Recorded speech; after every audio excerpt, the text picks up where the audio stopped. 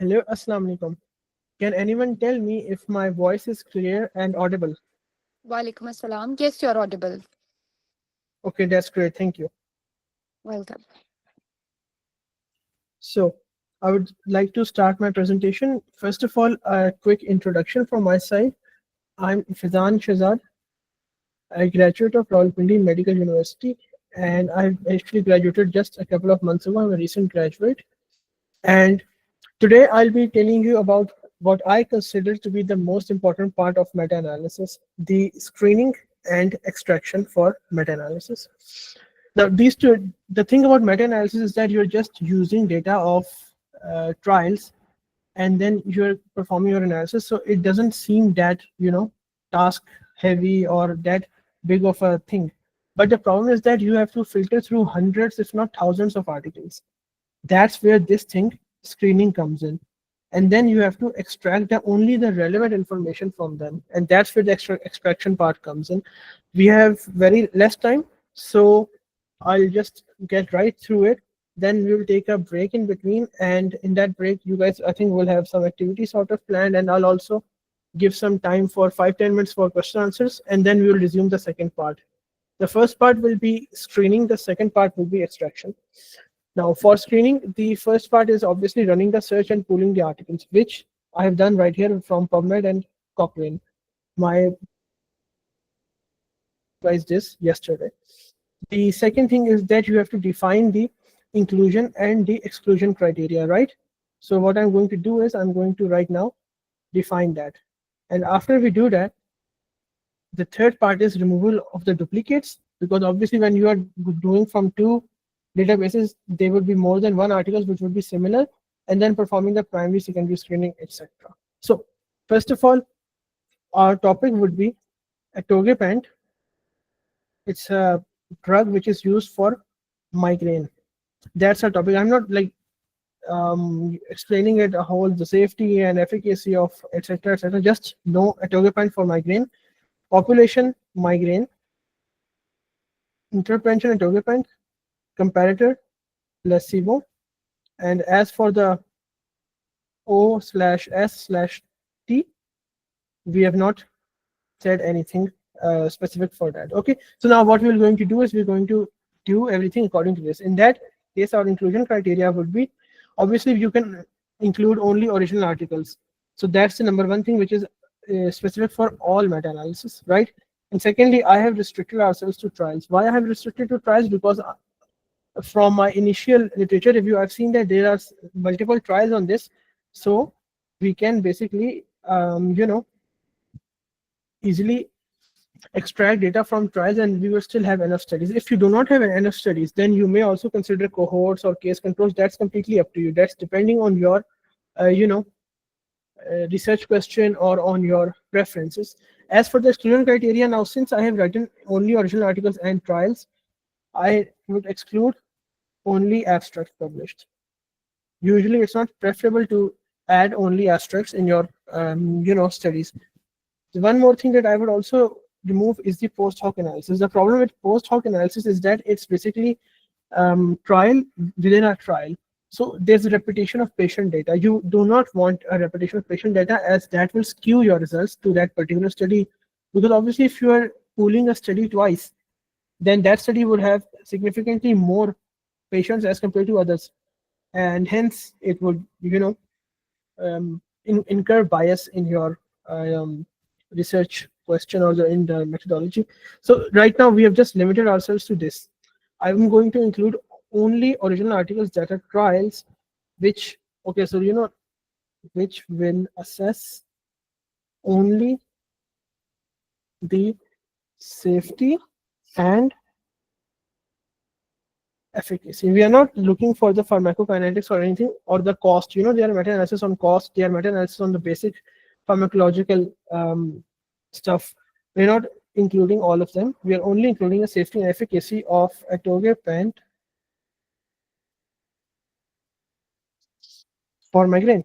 That's it. Now, once you have all of these here, you're going to download EndNote, and then you're going to create a new library, desktop,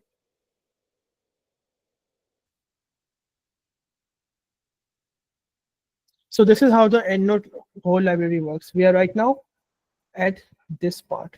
Okay. Run the search, it's done. Export them to reference manager, done. Combine all the articles into a single library. That's what we are going to do right now, demonstration.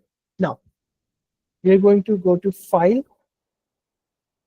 Import. Once again, File. We're going to select RIS Reference Manager. When you import Cochrane, you would have this as a Research Information Systems document, RIS. Reference Manager, RIS file. Choose desktop, down, Cochrane, import. We have now all this 160 references of Cochrane. For PubMed, for Embase, it's also RIS, the same as I have just shown you. For PubMed, it's a bit different, it's a bit tricky. Desktop, PubMed. But right now, for the import option, I'll have to choose PubMed. For this, if when you download the EndNote, you will only have these options, you will not have this option. How to get this extra filters? You're going to go to tools, outputs, import filters, open filter manager, full screen, go to P. See, I've ticked all of these. That's all. If you need anyone else, you can just search it right here.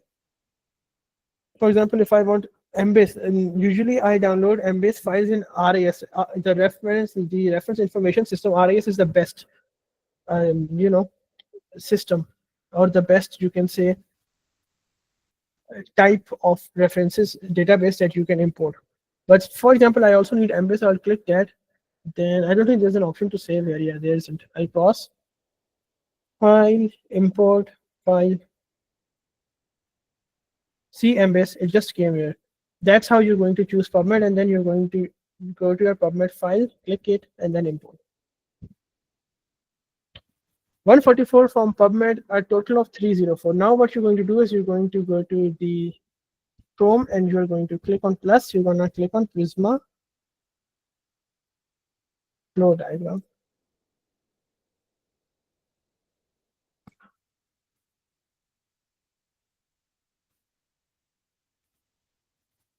For new systematic reviews. For databases and registers only. Do not download the one with other sources.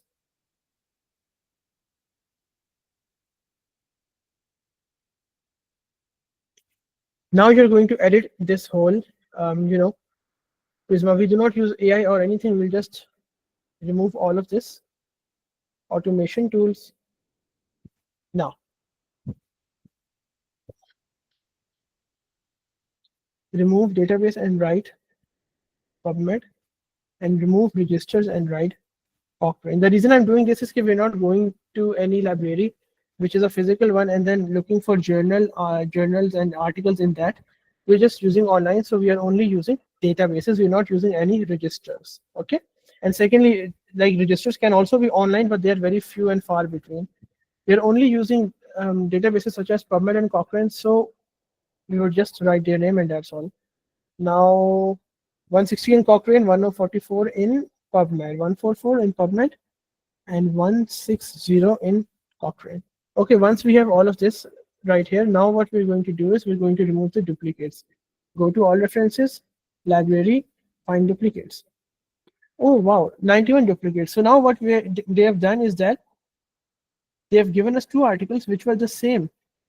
As you can see, these are the same. Book section year same, title same, book title almost same, published place same. What you're going to do is you're going to see which of them has more information. See, this one has more information. This has a whole abstract here. This one does not have its abstract. So what I'm going to do is I'm going to keep this record. Then this one has a bigger abstract. Keep this record. That's how you're going to do all of these duplicates, which we are now on to our next step. Oh, this is done. Oh yeah, one more thing that you have to check this before screening is that you have to choose the databases and then the search strategy that you will do. Define inclusion of student criteria clearly that I have done right here. We will modify this if the need arises, otherwise we won't. And define who will do the study triage. Very important thing. There are certain scenarios in which you will be confused and whether you should keep the study or not. In this regards, in the duplicates regard, it's very easy, but as we go on, it will become a bit difficult to stratify which studies to keep. So in that regards, you should have the lead author, which I would prefer, but then again, it can be a second, third, or even the supervisor, which is the last author, who will take all of those important decisions and who will take the calls. There are like, when you're managing a patient, or when and anything is happening, there's always someone who is either officially or unofficially in charge. Either in if even in a friends group, there's someone who would, if you guys are in a dilemma in a friends group, there's someone whose opinion holds more value, or there's someone who stands up and makes the decisions. That is the person who would lead the project. That is the person who leads the group, right? So in this case, you always want a good study lead. Always, it's always better to have the study lead who brought the topic.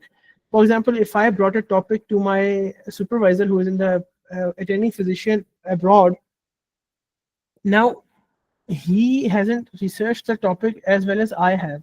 And secondly, there's also no indication to say that he has even researched the topic even one bit. Maybe he's just on board as supervisor and see the methodology of the article, right? So in that case, the main thing that you would want is that always have the study triage done by someone who is the lead author, who knows the article inside and out.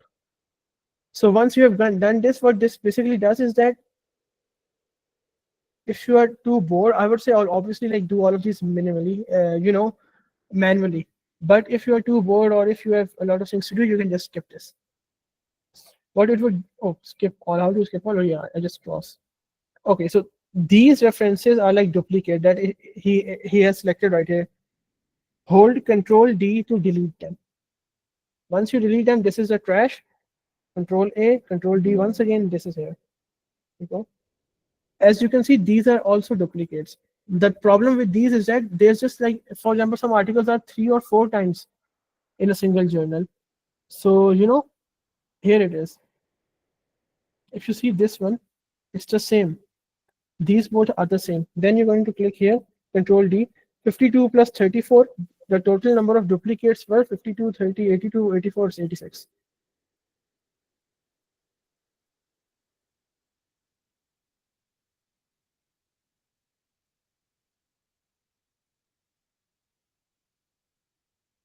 The total amount here was 304.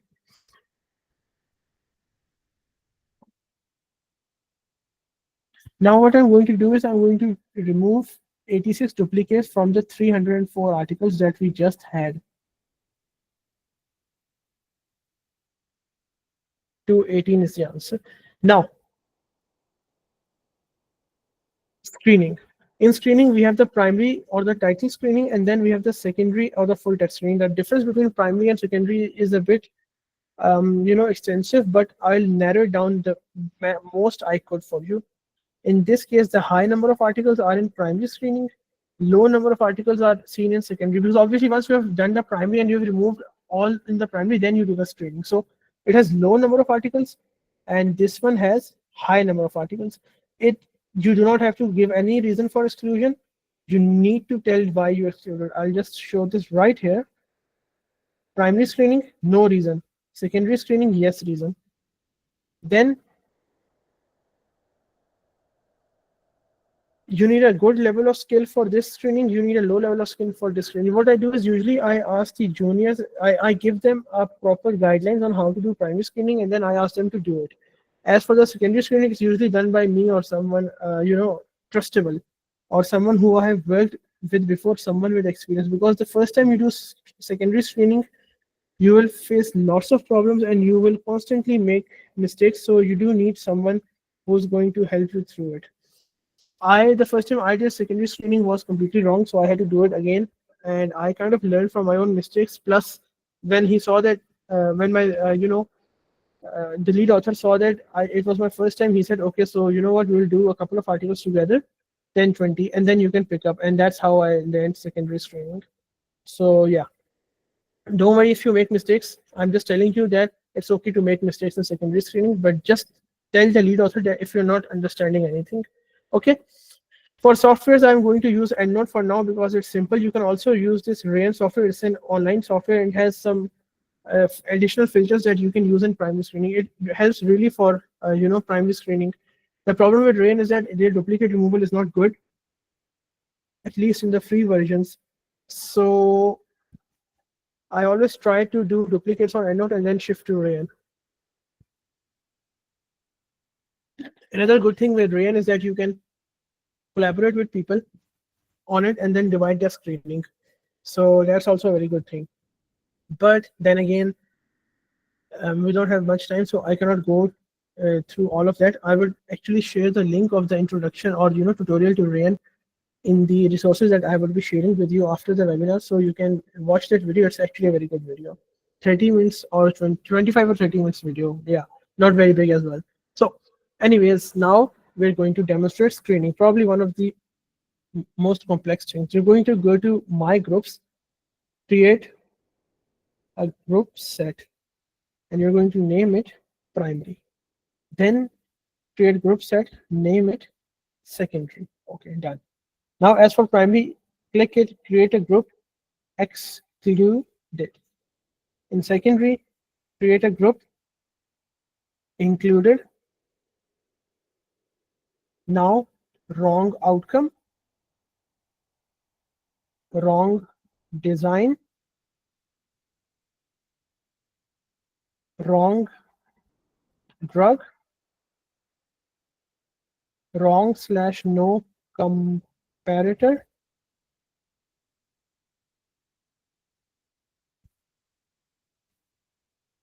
usually wrong population does not come up, but still it's possible that it would come up. Then go to here, Prisma, click on this thing right here.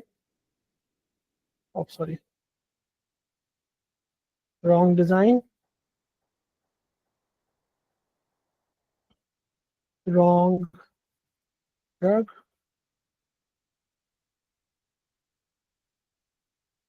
wrong outcomes,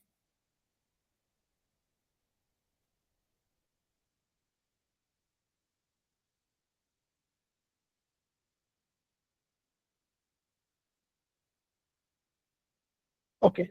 So I've done all of this. Now what I'm going to do is I'm going to the primary screening, and then I'm going to go to this all references. In these all references, I'm going to screen all of them one by one. Okay, first of all, oh, sorry, never mind. Anyways, 12-week placebo-controlled trial study of a development for preventive treatment of migraine. Yeah, this works. It's a clinical trial on placebo-controlled study for development for prevention of migraine. Yeah, I will include that. You can either make an included section here, but what it would do is that it would cause a repetition of both of them. So just leave it. Anything that you want to include in primary, leave it. Go to other. US Department of Veteran Affairs guideline. We are removing every review, every guideline, every narrative, literature review, systematic review, scoping review, umbrella review, everything excluded. Next. Oh, wait. Unfiled, yeah. Go to the unfiled now. AAN annual meeting. This is just an asterisk, of course, because annual meeting is a conference remove. Make sure that you are doing the screening in the unfiled section. Then adverse events associated with atogepant are pharmacovigilance. Pharmacovigilance is a pharmacokinetics or basic science study. What you can do is you can include it for now and then remove it afterwards. Okay, so now I'm not sure that how many trials I'm going to get, or if I'm only going to assess the efficacy and safety. So if you are not sure, then you can also include, since I have only included trials, I have not specified that it would be phase 2 or 3. So in that case, I'll leave it. Okay. Then once again, FDA event reporting system, exclude. You're going to exclude all of them one by one, just like this I have done. In the end, you'll get maximum of, let's say, 40. Okay. Now let me see if I can see any, this is a good study. Pharmacovigilance, excluded. See literature review, case series. Oh, of course, once again, you cannot include case reports as well because they are just one patient. How are you going to include case reports if they have only one patient? Oh, never mind. Let me see if I can see something which would be included by the second. Now look at it. It's an open label extension trial, right? We can include this in the primary screening, but the problem with this one is that it's an open label trial. We usually use RCTs. I have not mentioned it to be only RCT here, right? But I have included it for now. Okay, so every study that you include in the primary now, it's always better, and you think that it can be, for example, this one I have high hopes that it can be included because it's using efficacy. Similarly, for this, it's also using showing us efficacy to some extent. So what I would do is I would go to the sheets and make a sheet of preliminary screening. This is a sheet of preliminary screening. What I'm doing in this preliminary screening or primary screening is that I'm just going here. I'm going to open this whole article just by copying. Right. Let me just copy this whole. Copy. Chrome plus.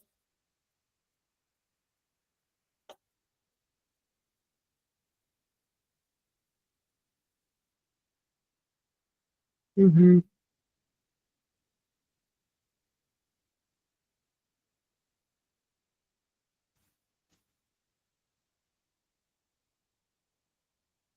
can either open it via CityGov or you can open it via PubMed. It doesn't matter. If it's free full text on PubMed, that's good. Do it. If it's not, don't. Just open it via the city.gov. City.gov is actually completely free. Every article that is paid, you can also find its results on city.gov for free, because obviously it's a free website. Anyways, now what I'm saying is it's a double-blind phase 3 advanced trial, blah blah blah. Results from a randomized control trial.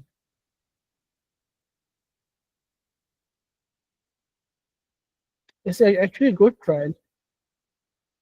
I think its name is advanced trial. Anyways, we go to outcomes. You can see that you can find everything here, right? Outcomes and baselines and everything. So we go right here and we see that, yeah, it can be included because it's a efficacy double-blind phase 3 trial. Double-blind means that it's randomized. We can see that it's placebo-controlled because 10 mg, 30 mg, 60 mg placebo once daily, and it's also including the efficacy, which is given, I think, yeah, right here, efficacy. So we can include this one. What we would do is that we would go here, include this in the include section, in the secondary section. This is after you have done all of the primary, right? Now, once I have included this, what I'm going to do is I'm going to go right here. Its name is Shred 2021. I'm going to go right here. Shred 2021. Copy its link. Study design. I'll see what it is. Phase 3 RCT. You can also write double blind if you want, but I just write phase 3 RCT. That's what matters the most. Drug, atogepant. Of course, the dosage 10, 20, 30, if I remember.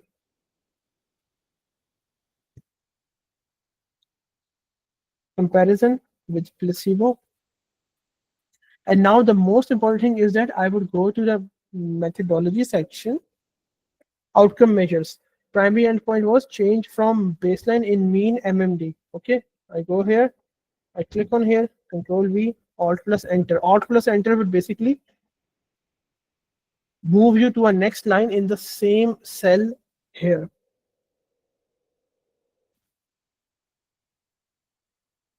Additional efficacy endpoints. Now the secondary outcomes. Change from baseline in the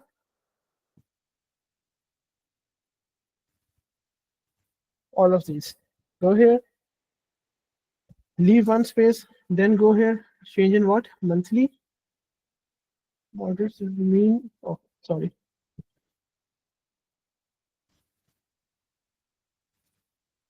There you go. You have extracted all of the outcomes of efficacy from this study. Then go here. Where are the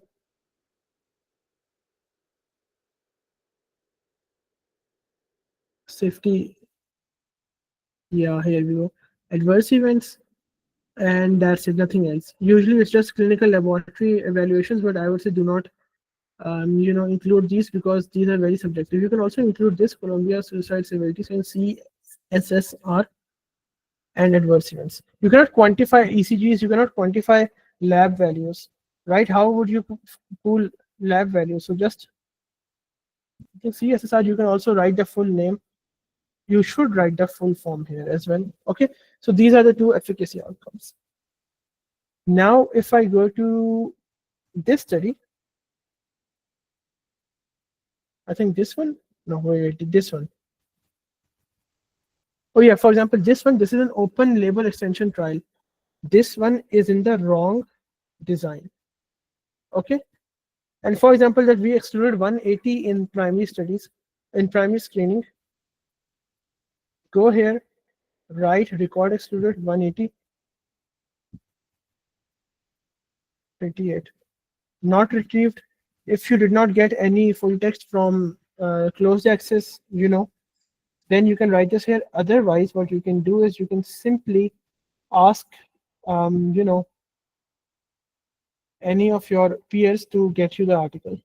If not, then just go here, 38. Can you just give me 2 minutes? I'll be back.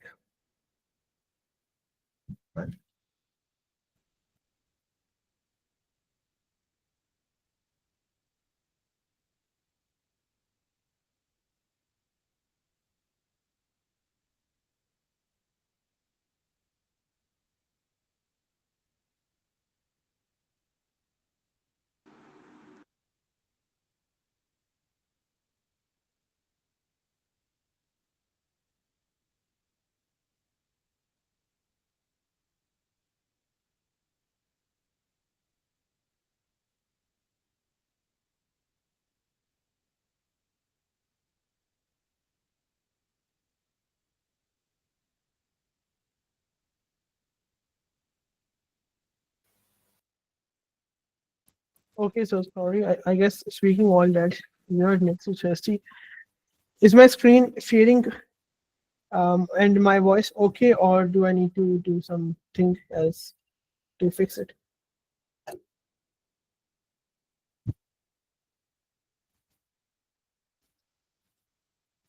I think it's fine now.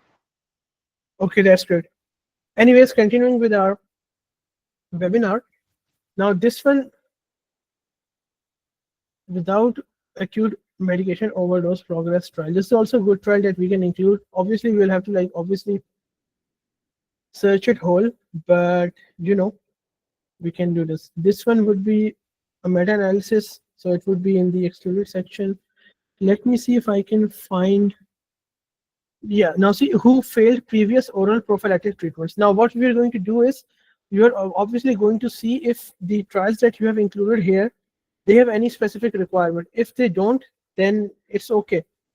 You can include this one study as well if they have, provided it's a trial. If it's not a trial, then don't. But if they have said here that you cannot include participants who have failed previous oral anti-prophylactic treatments, then you would obviously need to, exclude this study. And the reason you would exclude the study would be because of wrong population. See, because the population here is only patients who have failed previous oral prophylactic treatments. But if your meta-analysis does not include this, then obviously you're going to remove it. But in usual studies, if we are finding a new drug, what we do is we test it on the patients who have already failed the previous treatment. So this would be included if it's a good trial. Okay.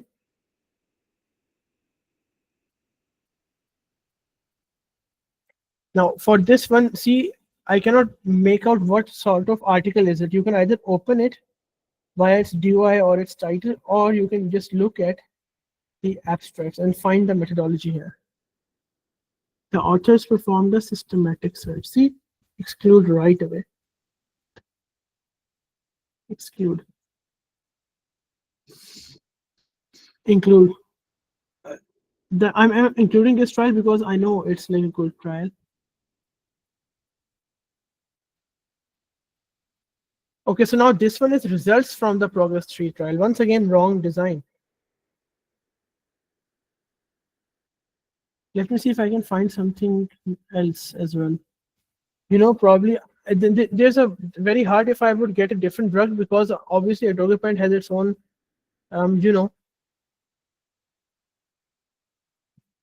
mesh keywords. So for that, I use that one, and most of them include atogepant. But for example, if I'm using this one, wait, this one. Now this is CGRP peptides first line therapy for prevention of migraine and blah blah blah blah blah. I can either exclude it in the primary screening due to the American Headache Society update, which is actually a review article, or if it gets skipped during the primary screening, what I can do is I could exclude it in the secondary screening with the wrong drug outcome. Why? Because they're talking the CGRP as a whole.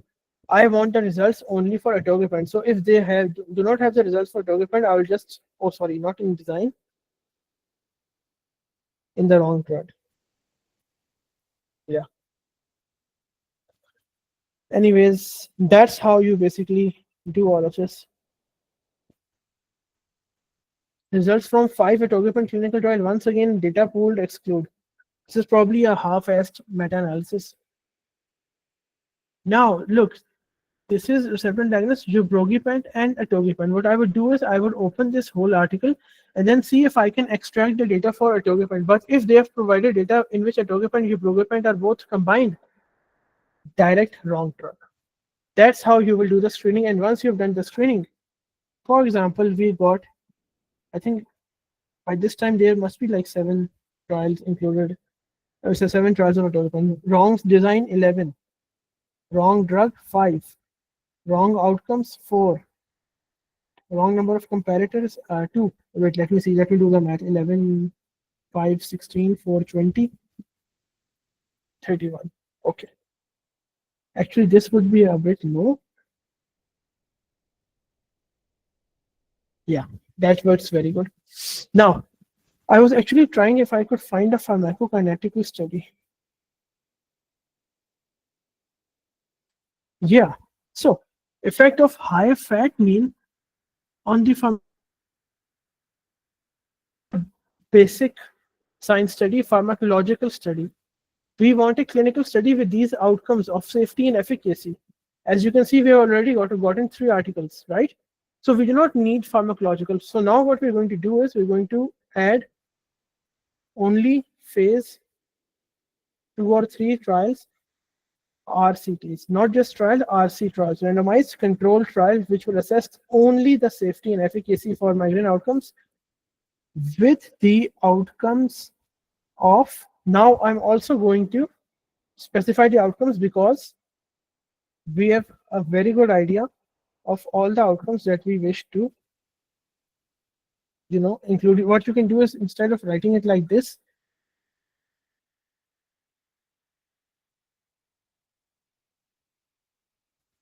do it like this, yeah. And then obviously these are for the efficacy outcomes.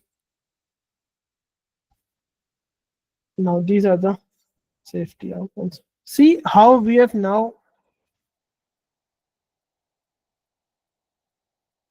like, how do I say this? We have now clearly defined and made the inclusion exclusion criteria more objective. That's what you want. Now, the second thing is that the CSSR, it's not very common in these migraine outcomes. So we have also excluded that one. What we will do is now you can either select the whole, what I do is I select the whole outcome and I turn it red. This means that it's, not going to be included here. Now this article, once again, wrong outcomes. I click here and I see this article.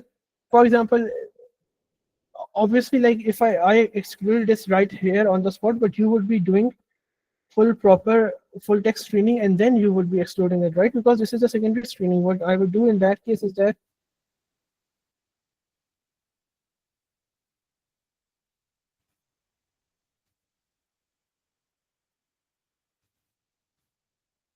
we do not know the dose, so we will only write a dose and that's it. And right here we would write no comparator. and it had some basic, C max, T max. Wait, T1 by 2 outcomes. Anyways, in this case, in all of this case, what you would want to do is that you have a clear-cut idea of every study that you're going to include, right? So if you have done that, I can exclude this one because its outcomes do not match. Click here, turn it red. Now I know I don't have to include the study. Do not delete it. You may need it later on for literature review, for discussion writing, for introduction, anything. Just turn it red. Do not delete it. That's what I would recommend. Okay. So now we have done the all of the screenings, and afterwards, if you've done secondary screening, just save the EndNote file and then find the full text of all the articles. I'm just going to save this library right here, cross it, and this is how you do screening on, EndNote. We have completed the first part of our webinar. If the presenters, they want to take a break, do a solve activity or anything, they can do it. Otherwise, I'll give 5 to 6 minutes for questions, and then we'll move on to extraction part. Then this is all for my side from now.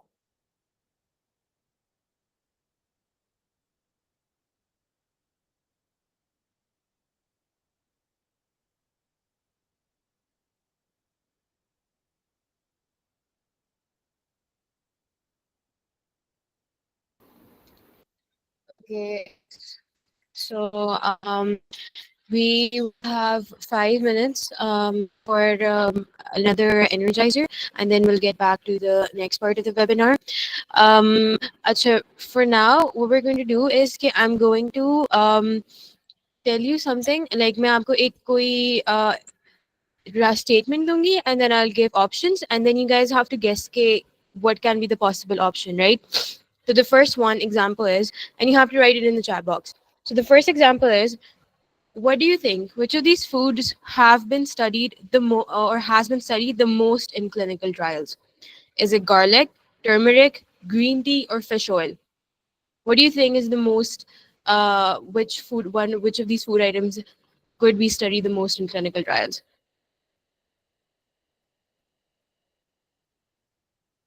I have gotten only one answer. Okay, I'm gonna give 20 seconds before. Can I repeat options? Garlic, turmeric, green tea, or fish oil?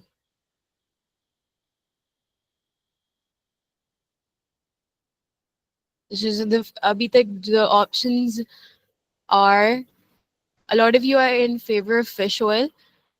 Some have said green tea and garlic, but because why not? Garlic sounds fun. Garlic does sound fun, but the correct answer is fish oil. Because we know it's a hot topic in cardiovascular and brain health studies, which is why. So now you know that fish oil is the most clinically studied food item. अच्छा चलो एक और question है. What food item has been researched for potential anti-cancer properties? Broccoli, bacon, white bread, or butter?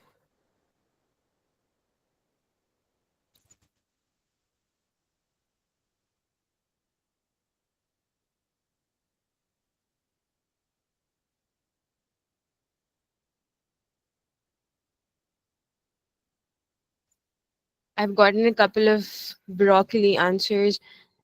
Does someone want to choose another one?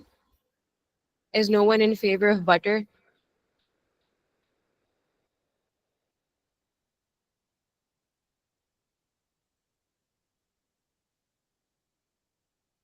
Yeah, broccoli is the right answer. All these cruciferous vegetables, they're widely used for these kind of studies. अच्छा, इस तरह का एक आखिरी question. Which of these, and I think हम सबको ये पता भी है वैसे, which of these is commonly studied for gut microbiome effects? Yogurt, chocolate, pickles, or honey? I think ये बहुत obvious answer है, so all of you should answer it. Yeah.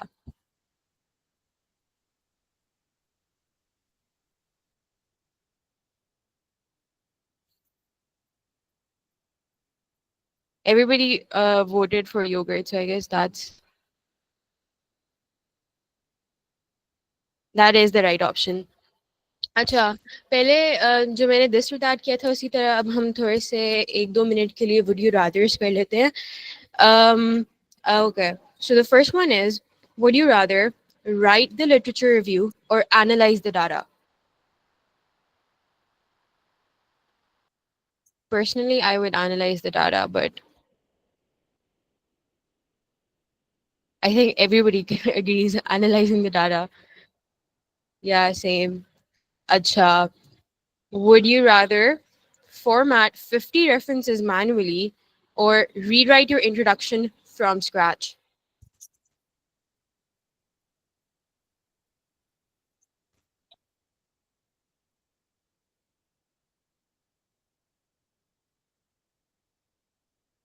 Yeah, I guess no one's in favor of formatting references. I rewrite the intro as well. Acha, last one before 5 minutes are up. Would you rather present your papers in front of 100 experts or defend it in front of a super strict supervisor?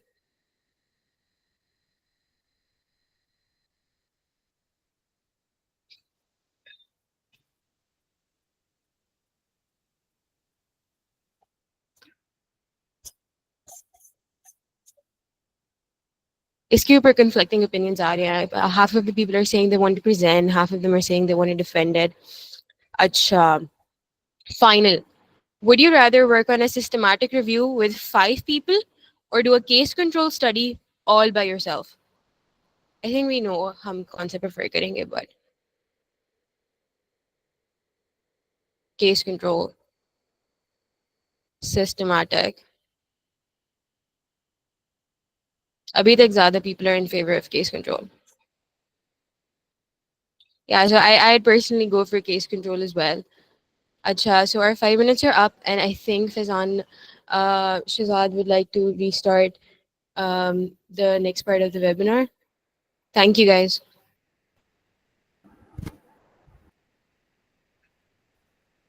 Thank you so much. And I hope you guys had good time during the Energizer. It would be a good, difference from all the boring research stuff or the boring nerdy stuff that I'm just throwing at you. But unfortunately, that's what I'm here for. So hate it or not, I have to do it. Anyways, let's continue. I do promise I'm not this boring in real life, but right now I'm just at a boring part of my life. You're just seeing the boring part of Iran. Anyways, the Prisma flowchart, we already done that. Demonstration done. Steps done. Preliminary screening. Now the extraction for preliminary screening, which I have already done. The name, GR, URL, design, intervention, and outcomes. Outcomes are the most important. See, I have bolded it and in capital letters because it's the most important. Outcomes are the most important thing of a network meta, of a simple meta, network meta as well, but the simple meta analysis. I demonstrated to you all of the how to do this whole for just another example. This is the Lancet article by Peter J. Godsby. This is on the same topic. See, Togepant, prevention, migraine, double-blind randomized, etc. Now, this is episodic migraine. Once again, we have not specified migraine. We've just specified that it should be migraine, no type of migraine, acute, chronic, or episodic. We have not specified it. You can either do this in the subgroup analysis. You can do chronic and migraine separately, chronic and episodic separately in the subgroups, or you can do it in the, screening area or in the inclusion criteria, right? For migraine, you can either write here that you only want episodic migraine. In that case, obviously the wrong population, the trials included in the wrong population, excluded due to wrong population would obviously increase because now you're limiting the type of migraine that you're including. So for example, in this person, Peter J. Godsby, 2020, I've copied the link. Go here. Godsby 2020 link phase, I think 2 or 3, it was both. Phase 2/3. Phase 2B/3, right.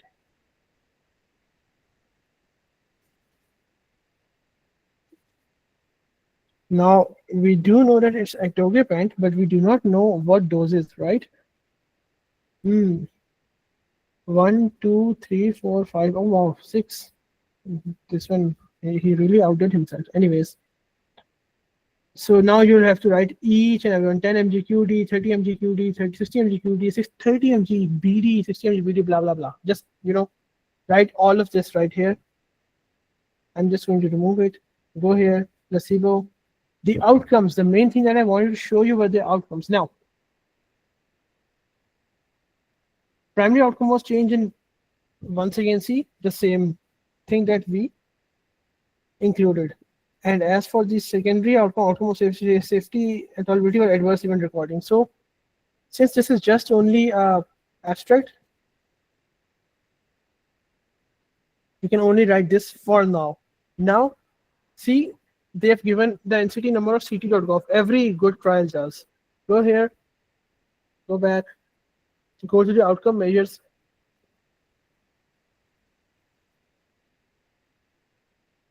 Here you go, second outcome. Third outcome, just pull all of the names of the outcomes from right here. That's it. That's all you need to do. You do not have to go search for the full test. It's better you do. It's easy to extract from there, but just enter all of the outcomes right here. And then you would know that this should be included in the study as well. This is how you do preliminary extraction. Now go to sheet number 2, and this is where we will do all the data extraction. Now for outcome extraction, you first have to see that there are 2 types of outcomes. Binary/categorical outcomes. For example, if I say that I am a male, someone else is a female, someone else is intersex. Now this is categorical outcome because it has 3.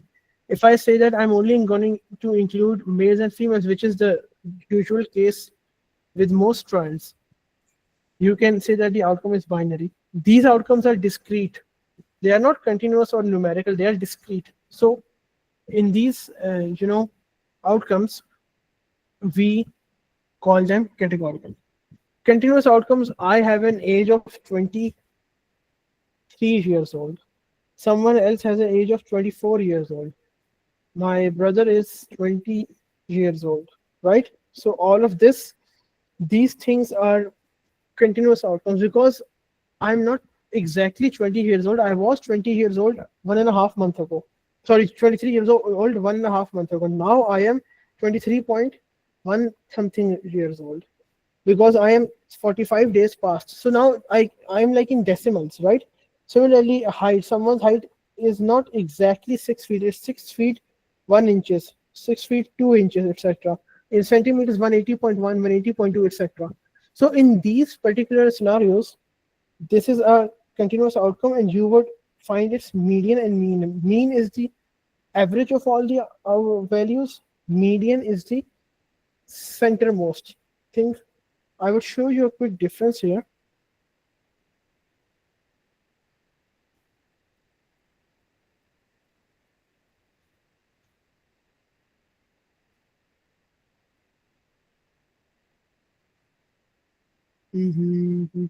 Yeah. So now in this graph, you can see that everything is same. Why? Because it's a perfect bell-shaped graph. As you can see, this is the middle, so this is a median, and the mean is obviously the sum of all and the average, which is this one, and then mode is the most common thing. In this one, or actually in this one, now what you can see is the most common one is this mode right here. In this, you have the median, which is in the center of all the values. See, median, center of all the values.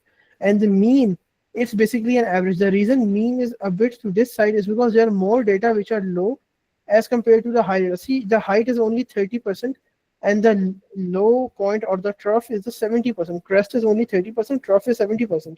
Now, median is not necessarily in the center of the whole graph. See, it's a bit twisted, a bit to the side. The reason it is to the side is because median is center of all the values, not of the graph. The mean is the center of the graph, which is right here. So that's how you get the concept of mean and median. What we are interested in is a mean. Okay. Then I would also tell how to combine means of different groups, and lastly, how to convert median or SEM into mean. one thing that you have to see is that obviously the data is varied. See, in this particular graph, the center is the 0, which is the mean. But data points are varied, and some are here, some are here, some are here, some are here. The average height in Pakistan is 5'7" on a good day of male, and 5'6" I think of females. Not everyone is that. Some are 5'4", some are 5'5", some are 5'9", some are 6. So that's why we create an average mean or a central mean, right? So once we have done the mean, obviously it's going to be different if the data is very near to it. For example, if all the data is concentrated in this dark blue area, it's going to be different data set as compared to some data that's starting from here, going all the way here, and then all the way here. So in these particular scenarios, what we do is we measure something known as standard deviation. This one thing is a standard deviation. It is just a unit of variance or unit of deviation from the mean. For example, in length, how do you measure length? You can say it's 1 meter, but who defined 1 meter as 100 centimeters, right? It wasn't written in any religious text. We defined it. We defined it to make it easy for us. Similarly, standard deviations are formed by us to make it easier for us to do all of this stuff. Okay, now the next important thing is how to convert them together, which I will show you right now. All you have to do is you have to write combine mean ST, mean and standard deviation, and this will basically give you how to combine different groups of means in a single mean. And this one would be combine mean, standard deviation, etc., etc. And I'll share all of these links. This is all the conversions. As you can see, these are like hundreds, if not hundreds, tens of conversions. So, interquartile range to mean and standard deviation. Median and range to mean and standard deviation. Let's try this one. For example, I have a median of 10, a minimum data set of 3, maximum of 15. And my sample size is 15 people. Now calculate, our mean is 9.5, which is different than the median. Our standard deviation is 3.5. See, that's how you calculate this. Okay, so these calculators are very good and very important. Just save them with you. For the mean, I'll try to, calculate mean in this case. Let's try the mean in this case, okay? So now what we have right here is, we have the number of people here. We have the mean right here. We have the standard deviation right here. Okay, 4.3292. One easy thing is you just open both of these side by side.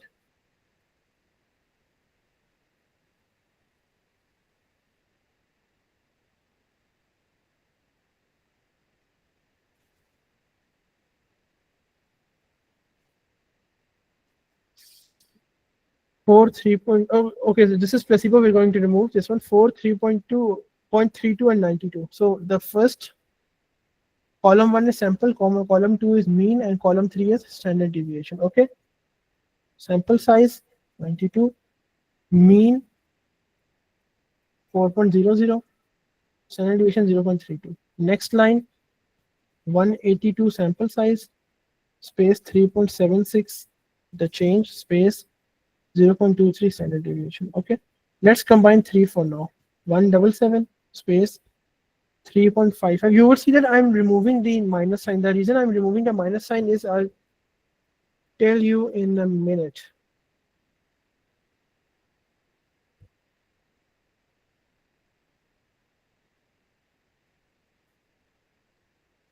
Now you see there's like difference here. Oh, never mind. Anyways, so in this case, they have given a sample data. If we combine these in a single group by decomposing means and standard deviation from all groups, which is a required thing, you have to do this, right? This is the whole sum, this is the combined, this is the mean 12.22, this is the standard deviation. But if you do this, you get almost similar answer, 4.502, 12.22. 12.22, 4.502. The differences are very, in specific indications. But what you should do is that you should combine into a single group by decomposing mean and standard deviation from all groups, because all of the groups were similar. All of the groups were actually people who were treated with atogepant. So since all of the groups were similar, you should use this thing. If the groups are different, if the drugs are different, then you can use the Cochrane formula. Okay. I have no idea how do we, sort of clear the data. I think we just do it backspace. Yeah. Anyways, so we are done with that one. I've showed you how to combine mean, how to do different conversions. You can convert confidence interval to standard deviation. Let me see how. You can also convert SCM. This SCM is just something more standardized than the mean, than the standard deviation, right? So for example, if you have 100 people and they have a standard deviation of 4, and then you have 20 people with a standard deviation of 3, which data is better? Of course, most people would say the one with 20 people because it has a low standard deviation, but no, it's not. The reason it's not is because you have only 20 people. You need a good sample size to have, a good thing. So in that case, what you can do is you can compare the standard errors of mean, SEM. For example, the standard error of mean in my group was 12.1, which is very rare. But then again, we have 12.1, and the sample size is 20. The standard deviation is 54. See, that's a whole big difference. That is why SCM is more appropriate. It's more, authentic. Now for confidence interval, for example, if I have the mean along with the confidence interval, right? So I have 0.95, 95% confidence interval, 120 participants, 34 lower limit, 40 upper limit. Calculate the standard deviation of 16.6. This is how you extract data, and this is how you complete the difficulties that you find in extraction of data. I didn't know these things. No one told me. I just figured them out by wasting time and sort of asking questions on ResearchGate, then Quora, then Reddit, then looking for different videos, asking people on LinkedIn, etc. But these links are gold standard links. I don't think you would need anything else except for these for meta-analysis. Okay. Now we are going to extract the data. We will go to outcomes, and for example, we are just, I just showed you how to combine this data. Let's do it again. Okay. This time 92, 432.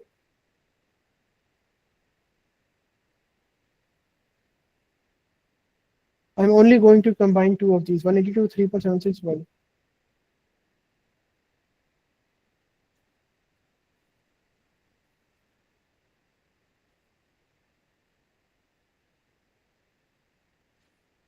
Wait, both of them have 0.2, 0.32, 0.23.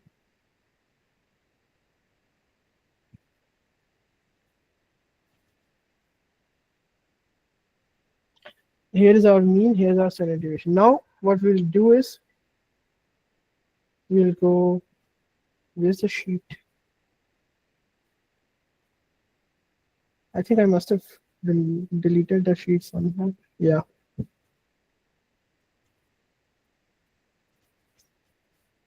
Anyways, so now what we're going to do is we're going to click the study name. Oh wait, this one had a name of Godspeed 2020, right? Continuous data. See, mean, standard deviation, sample size, mean, standard deviation, sample size. Once again, we're going to go here. Godspeed 2020. Now, of course, you can do what you can do is you can insert 2 columns to the left and copy all of this as well. Okay. Now we're going to go to the mean. This is a drug part, and this is a control part. Okay. Control is the placebo. For the drug, the outcome was 274, 3.84, 0.28.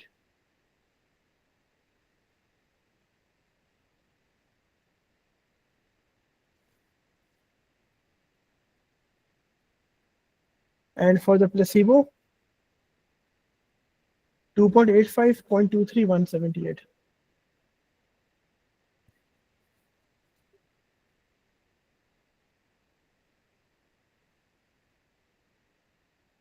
There you go.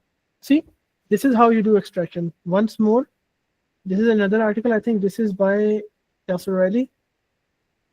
Placebo and atoglipant, only one dose, 60 mg. Thank God. 154, 1.86, 0.38.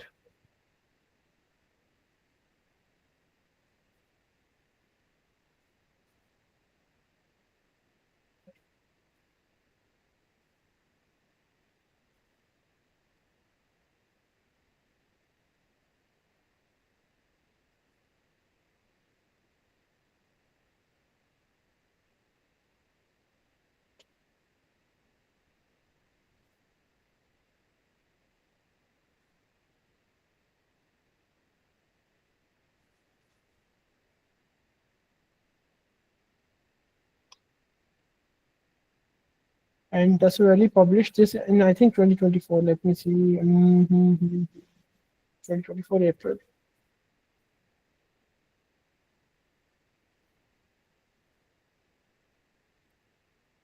This is how you fill data for a continuous outcome. For the categorical outcomes, adverse events,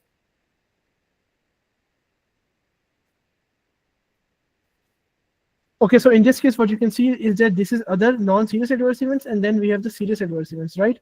And in this case, we have mortality, serious adverse events, and then once again, non-serious. For the data in such, papers, you cannot say that you're going to combine serious and non-serious adverse events, because some people who had serious adverse events are also going to be those who had non-serious adverse events, right? So usually just studies, when they report the adverse events, they usually include the serious adverse events, right? So it's always better to get the full text. But if you cannot get full text for majority of the studies, then you are going to include data from the ct.gov website. Make sure that you specify the outcome. For example, for this outcome, you also have to write the name of the outcome right here, right? In this case, I would write non-serious adverse events. Okay. This is Tassorelli and Goudsby. Once again, Tassorelli and Goudsby. I go to the drug. This is now the events. Okay. I go to the Goudsby article, non-serious adverse events, placebo 36 by 186.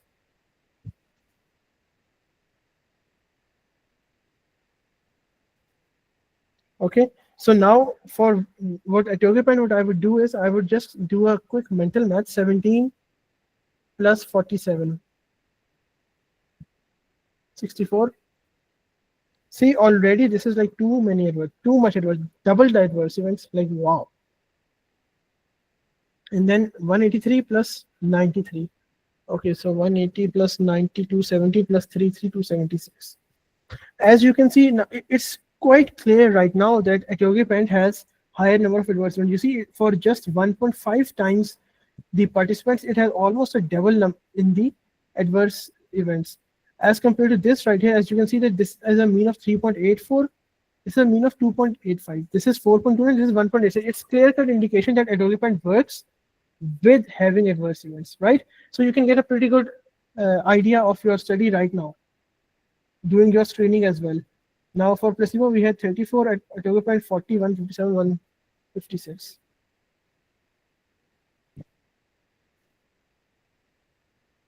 (40), 156, 34, oh sorry, 34, 157.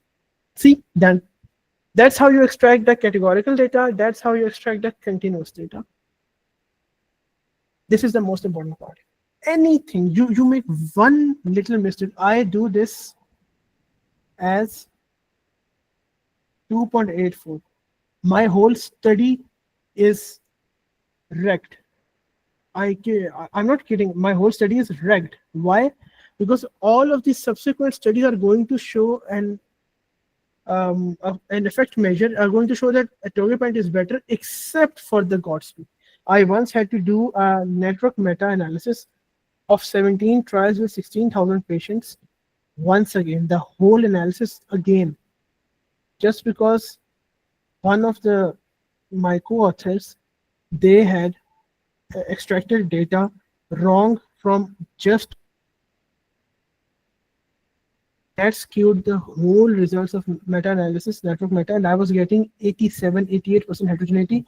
I performed meta-regression. I performed network meta-analysis itself is a very good analysis. I looked for outliers. I looked for everything. I couldn't find it until I decided to open the extraction sheet and sort of review it. What I just saw was discrepancy in that drug, in that single trial drug, versus all the other trials of the same drug. All the other trials show that the efficacy was not good, and that the drug was okay as an additional measure, not as a primary treatment.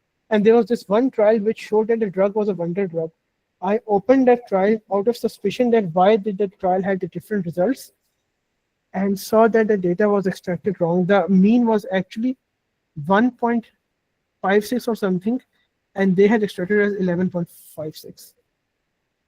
This is a difference of around 7 to 8 times. This is the one thing that was making my whole network meta wrong. And by the grace of God, that network meta is now published. I don't think if it's online. Let me see if it's online. I don't think it's online. This one must be the older one. Oh no, it is online. Never mind. It is online. And as you can see, 17 studies with 16,006 patients. See, now that drug is not even mentioned in the abstract because it's not a good drug. But see, that's how it happens. I think it was.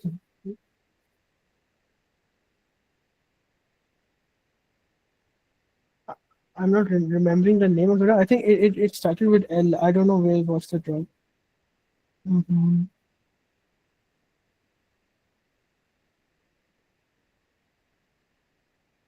Laquinimod. See, this drug doesn't even work properly. This one was the thing that laquinimod. Now, and after I removed it, see, I2 is 0%. At first, this drug was going all the way to like right here. So yeah, the reason I'm emphasizing so much on this part is that don't mess up your meta, please. Do not mess up. Always double check the values. Always double check the values. One little digit can change your whole meta and waste hours of your time. Okay. Now, once we are done with this, now we are going to do baseline extraction. I think that's it. Yeah. So for baseline, once again, go here, baseline characteristics. You see everything here: age, gender, ethnicity, the baseline migraine days. This is very important. So for baseline characteristics, I actually did have a older study of mine, and as you can see that you have the variables on the first column. Then you have the groups: DD-AVP control, DD-AVP control, DD-AVP control. For if you're doing meta with different intervention, different drugs, if you're just doing a meta on a drug class, just write this as intervention and control or placebo. But since I had only one drug, I did it like this. You have, first of all, you have the sample size. First of all, you have the study design. Then you have sample size, then age, then genders. And age and gender is must. You have to do it every time. This is now for migraine. The ethnicity has a role.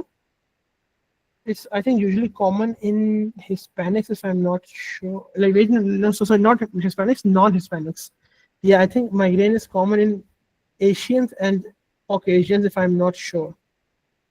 Yeah. So yeah, what I think is usually it's common in Caucasian, aka whites and Asians. So for migraine, ethnicity is important. What you would do is you would just insert 2-3 rows and then just add ethnicity, combine both of those cells together, intervention and placebo, or intervention and control, and then just write this information, the information that you're going to copy from right here. It's right in front of you. Everything is right in front of you. Now, at least 2 to 3 of your values should be specific to the disease that you are doing. For example, our was antiplatelet associated intracranial hemorrhage. So we had initial hemorrhage volume, initial systolic blood pressure, and then baseline serum. I think it's sodium, yeah. Baseline serum sodium, right? These three parameters were the most common, and these were included. In the migraine, almost all the studies would have this monthly migraine population, monthly migraine days, and OHTE. You can include both of these. See if they are in others as well. See, this is only migraine days. So then you can only, like,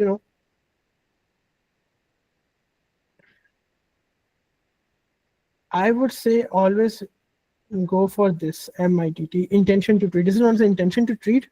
OTH is like a different measure. So always try to go for MITT, which is the intention to treat analysis, right? Until unless the paper specifically states that they are you using a per protocol analysis, so that's a separate thing. But always go for MITT, which is the mean of the ITT, intention to treat population. All of you who are in fourth year would might or final year would might understand. Anyone below them would not understand this MITT thing. It's okay, you don't have to. Just know MITT is good.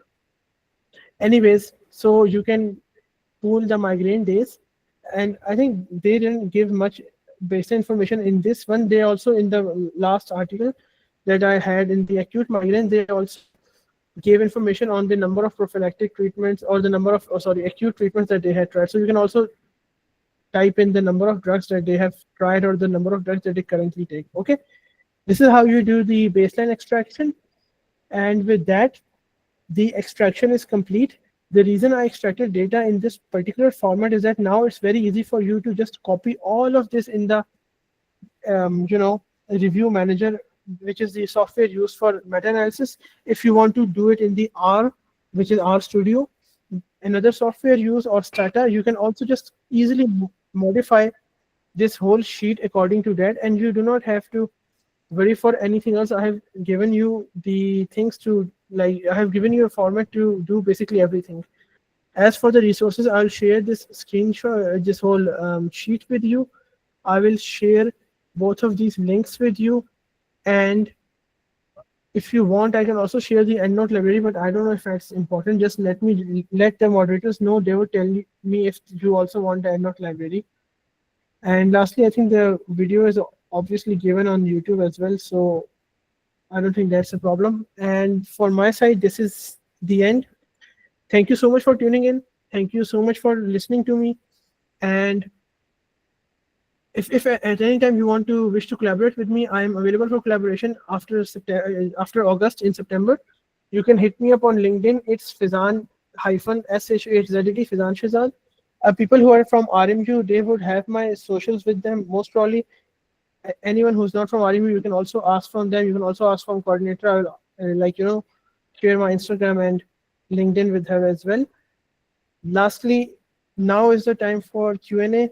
If you have any questions, just ask. I'm not restricting a 5 or 10 minutes Q&A. You can ask anything you want and anytime you want. Okay, thank you so much. And I guess I'll keep on for now, just so after the question answers. Okay.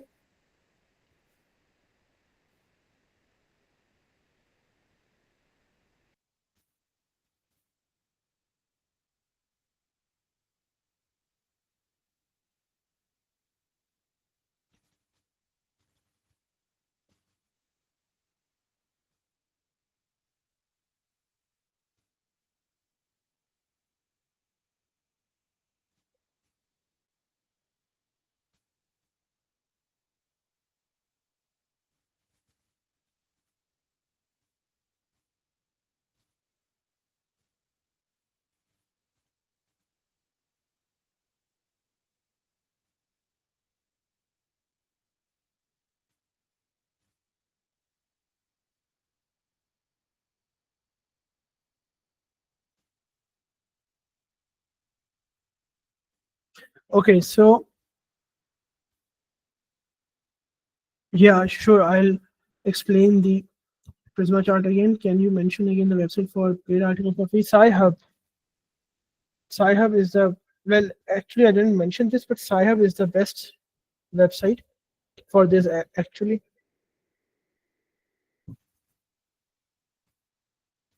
I think I'll try an article. Let me try an article. The problem with Sci-Hub is that it is only available for articles which are published at least 24 months before. Let's see if it full text right here. And the second one was ct.gov. Actually, wait, ct.gov.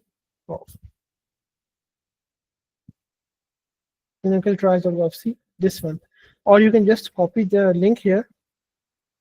Sorry, copy the DOI here. Once the DOI comes, click on it, scroll down, click on the NCT link. It will open the whole trial. It's very hard to search on clinicaltrials.gov. This website is not made for searching trials. Okay. So, anyways, the Godspeed trial is like free for on Sci-Hub as well. But if you for some reason, for example, the study I'm forgetting its name, the one with T, it was not on Sci-Hub, so you can use ct.gov for that. Okay. And I hope that clears up the query. Let me see the second one. Prisma, yeah, sure.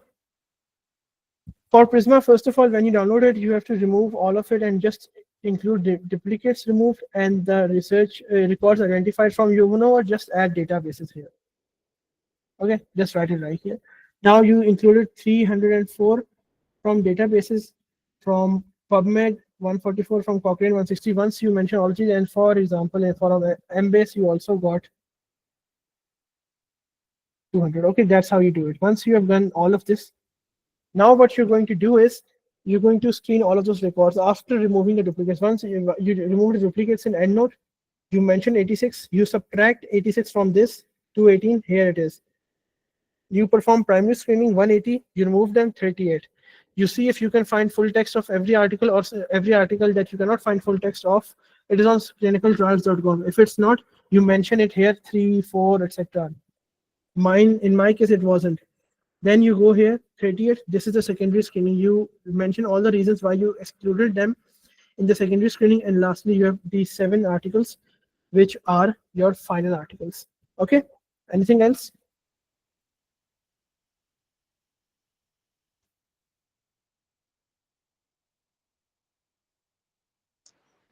Guys, if you have any more questions, you can ask them right now.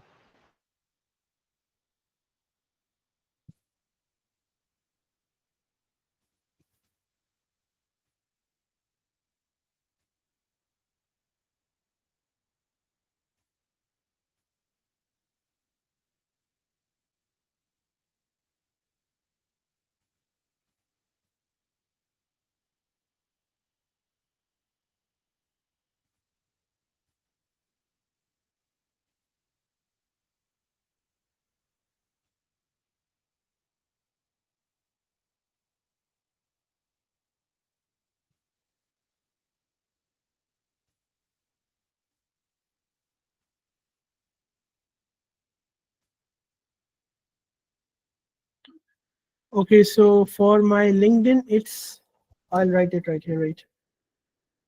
This is my LinkedIn.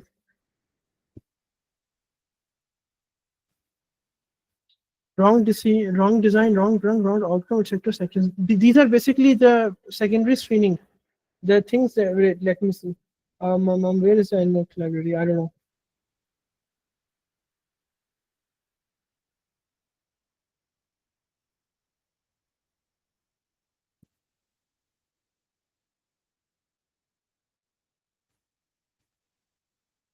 I don't know where I downloaded the EndNote library. Oh yeah, here it is.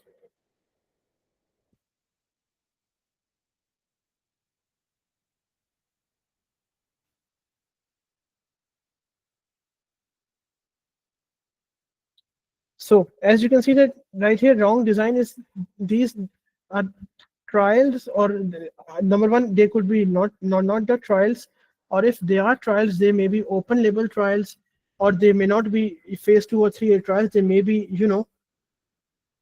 phase 1 trials. This is a wrong design because we do not want to include trials. And also, if you during the primary screening you include any observational study, then you can also include an observational study here in the wrong design. The wrong drug is for if it's Basically, if it's the same group but different drug, right? For example, the Jubrogipant. If it's Jubrogipant, it's a different drug of the same group. That's a wrong drug.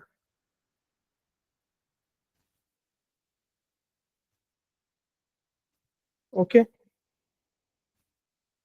The wrong outcome. This would include any phase 1 trial. You can also include phase 1 here. You can also easily include phase 1 here, but this is would be any other trial that does not have the outcomes of efficacy or safety that you need. Most trials would, but some of them would.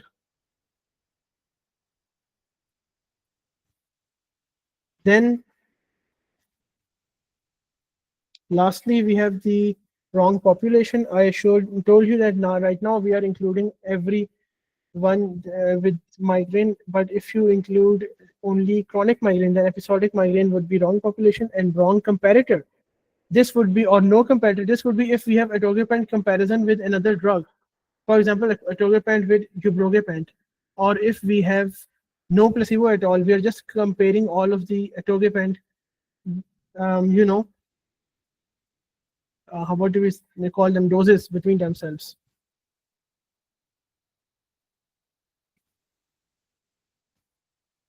That's all. Are there any other questions?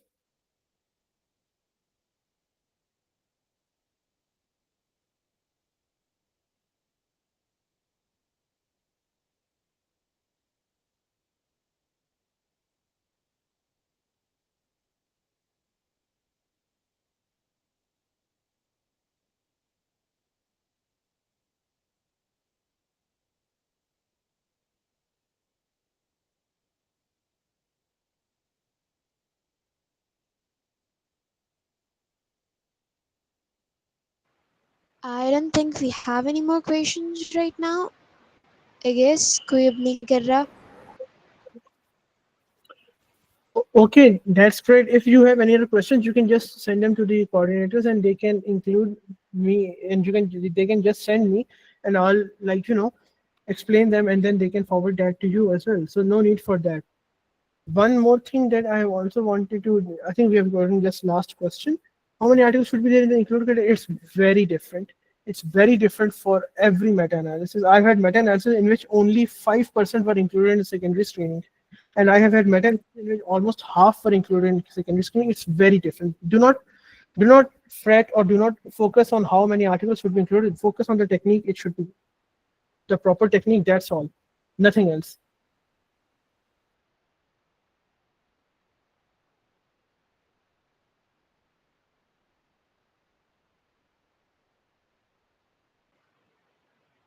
All right, I guess as there are no more questions now, we can end our today's session.